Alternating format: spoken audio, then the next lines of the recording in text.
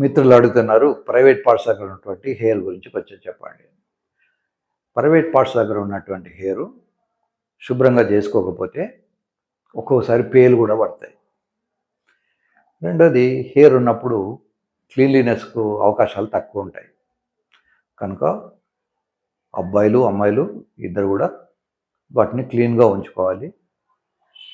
మీకు ఇష్టమైతే షేవ్ చేసుకోవచ్చు. దీని మీద చాలా వీడియోలు మనకు యూట్యూబ్లో కనబడతాయి.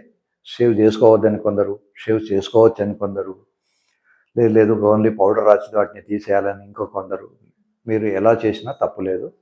యూజువల్గా యాజ్ ఎ డాక్టర్గా మేము ఏంటంటే సర్జరీ కన్నా ముందు ఆ ఏరియాలో సర్జరీ చేయాల్సి వస్తే షేవ్ చేయిస్తాం. యాజ్ సచ్ శుభ్రంగా ఉండడంలో హెయిర్ లేకుండా ఉండడం కూడా ఒక ఫ్యాక్టర్.